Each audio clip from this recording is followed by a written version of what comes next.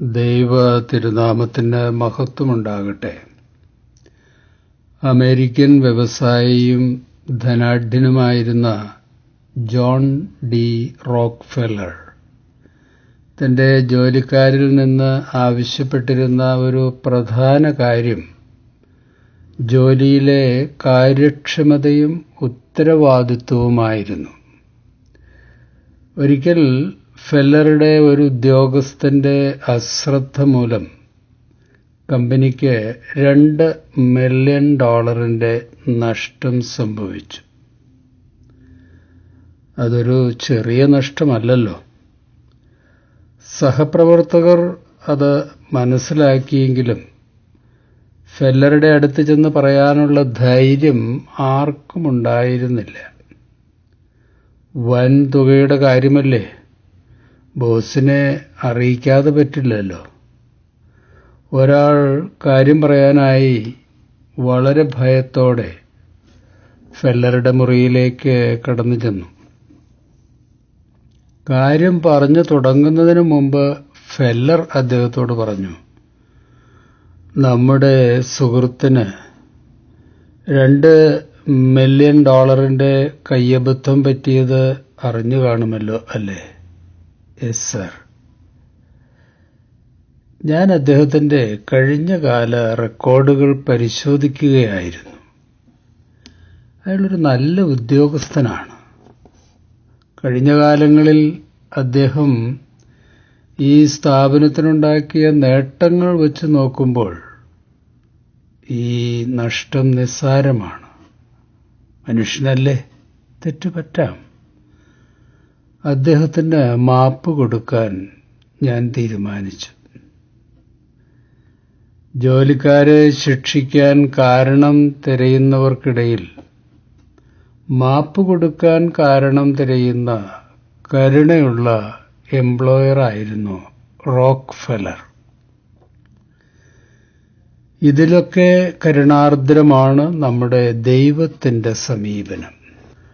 ഒരാളുടെ കഴിഞ്ഞകാല ജീവിതം പാപപൂർണമായിരുന്നാലും മാപ്പ് കൊടുക്കുന്നവനാണ് ദൈവം. നിരുപാധികം മാപ്പ് കൊടുക്കുന്നവനാണ് നമ്മുടെ ദൈവം. റോമാലേഖനം 5:8 നമ്മൾ പാപികളായിരിക്കെ ക്രിസ്തു നമുക്ക് വേണ്ടി മരിച്ചു. അങ്ങനെ നമ്മോടുള്ള തന്റെ സ്നേഹം പ്രകടമാക്കിയിരിക്കുന്നു.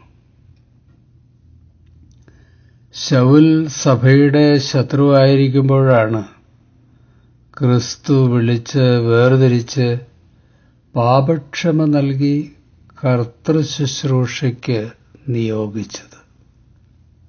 പാപിനിക്കും ക്രൂശിലെ കള്ളനും പശ്ചാത്താപത്തിന്റെ ഒരു തുള്ളി കണ്ണീരല്ലാതെ മറ്റെന്ത് നന്മയാണ് ക്രിസ്തുവിന്റെ തൃപ്പാദത്തിൽ സമർപ്പിക്കാനുണ്ടായിരുന്നത്? 4 വീതം ബലാത്കാരമായി പിടിച്ചു വാങ്ങിയ സഖായി യാതൊരു കുറ്റബോധവുമില്ലാതെ ആഘോഷത്തോടെ ജീവിക്കുമ്പോഴാണ് ക്രിസ്തു ക്ഷണിക്കപ്പെടാത്ത അതിഥിയായി അവന്റെ വീട്ടിൽ കടന്നു ചെന്ന് വീണ്ടെടുപ്പും യഥാസ്ഥാനപ്പെടുത്തലുമൊക്കെ നടത്തിയത്. ഉപാധികളില്ലാതെ തന്റെ മക്കളോട് ക്ഷമിക്കുകയും അനുരഞ്ജനപ്പെടുന്നവനുമായ സ്വർഗത്തിലെ നമ്മുടെ അപ്പൻ ദൈവം അനന്തസ്നേഹത്തിന്റെ വിസ്മയഭാവമാണ്. യെശയ്യാ പ്രവചനം 1:18 ഈ വിസ്മയ സ്നേഹത്തെപ്പറ്റി പറയുന്നത് നമുക്ക് ശ്രദ്ധിക്കാം. നിങ്ങളുടെ പാപം കടും ചുമപ്പായിരുന്നാലും ഹിമം പോലെ വെളുപ്പിക്കും, രക്താംബരം പോലെ ചുവപ്പായിരുന്നാലും പഞ്ഞി പോലെ ആയിത്തീരും. മീഖ പ്രവചനത്തിലും ഈ കാരുണ്യവാനായ ദൈവത്തെ പരിചയപ്പെടുത്തുന്നുണ്ട്. അകൃത്യം ക്ഷമിക്കുകയും തന്റെ അവകാശത്തിൽ ശേഷിപ്പുള്ളവരോട് അതിക്രമം മോചിക്കുകയും ചെയ്യുന്ന നിന്നോട് സമനായ ദൈവം ആരുള്ളു? അവൻ എന്നേക്കും കോപം വെച്ചുകൊള്ളുന്നില്ല. ദയയിലാണ് അവന് പ്രസാദമുള്ളത്. അവൻ നമ്മോട് വീണ്ടും വീണ്ടും കരുണ കാണിക്കും. നമ്മുടെ അകൃത്യങ്ങളെ ചവിട്ടിക്കളയും. അവരുടെ പാപങ്ങളെ ഒക്കെയും സമുദ്രത്തിന്റെ ആഴത്തിൽ ഇട്ട് കളയും. 100 ഇളച്ചു കിട്ടിയ നമ്മൾ 10 കടപ്പെട്ടവനോട് എങ്ങനെയാണ് പ്രതികരിക്കാറുള്ളത്? ജീവിത പങ്കാളി, മക്കൾ, വൃദ്ധ മാതാപിതാക്കൾ, സുഹൃത്തുക്കൾ, സഹപ്രവർത്തകർ തുടങ്ങിയവർ നിങ്ങളുടെ മനസാക്ഷി കോടതിയിൽ പ്രതിയായി വരുമ്പോൾ എങ്ങനെയാണ് വിധി പ്രസ്താവിക്കാറുള്ളത്? ഇപ്പോഴത്തെ അവരുടെ വീഴ്ച വലുതാണെങ്കിലും കഴിഞ്ഞ കാലങ്ങളിൽ നന്മകളേറെ വിരിഞ്ഞ വ്യക്തികൾ എന്ന നിലയിൽ നമ്മുടെ കടക്കാർക്ക് മാപ്പ് കൊടുത്ത് വീണ്ടും അവസരം നൽകാറുണ്ടോ? നമ്മുടെ കടക്കാരുടെ കഴിഞ്ഞകാല വീഴ്ചകളും കുറവുകളും തിരഞ്ഞുപിടിച്ച് ശിക്ഷ വിധിക്കാറുണ്ടോ? നമ്മുടെ ജീവിതത്തിൽ വന്നുപോയിട്ടുള്ള അതേ വീഴ്ചകൾ തന്നെ സംഭവിച്ചവരോട് കരുണയില്ലാത്ത കർക്കശ സമീപനമാണോ നമ്മൾ സ്വീകരിക്കാറുള്ളത്? എന്നോട് ക്ഷമിക്കണം, തെറ്റുപറ്റിപ്പോയി എന്ന് അപേക്ഷിച്ചിട്ടും തെല്ലും കരുണയില്ലാതെ മുഖം മറച്ചിട്ടുണ്ടോ?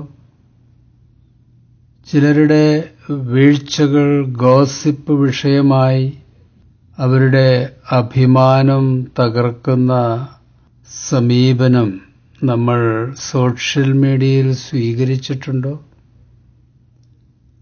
ഇവനിൽ ഞാനൊരു കുറ്റവും കാണുന്നില്ല, ഇവനെ കൊണ്ടുപോയി ക്രൂശിക്കുക എന്ന പീലാത്തോസിന്റെ വിധിയാണോ നമ്മൾ നടത്താറുള്ളത്? അല്ലല്ല, അങ്ങനെയല്ല പറയേണ്ടത്. പിന്നെ എങ്ങനെയാണ്? ഞാനും നിന്നെ വിധിക്കുന്നില്ല എന്നാണ് പറയേണ്ടത്. മറ്റുള്ളവരെ വിധിക്കുമ്പോൾ നമ്മളെങ്ങനെ നമ്മളായെന്ന് നമ്മൾ ഓർക്കണം. മത്തായി 7-ാം അധ്യായം, നിങ്ങൾ വിധിക്കപ്പെടാതിരിക്കാൻ നിങ്ങളും വിധിക്കരുത്. നിങ്ങൾ വിധിക്കുന്ന വിധിയാൽ തന്നെ നിങ്ങളും വിധിക്കപ്പെടും. നിങ്ങൾ അളക്കുന്ന അളവ് കൊണ്ട് തന്നെ നിങ്ങൾക്കും അളന്നു കിട്ടും. കപട നാട്യക്കാരാ, ആദ്യം സ്വന്തം കണ്ണിൽ നിന്ന് കോൽ എടുത്തു മാറ്റുക. അപ്പോൾ സഹോദരന്റെ കണ്ണിലെ കരട് എടുത്തു കളയുവാൻ നിനക്ക് കാഴ്ച തെളിയും.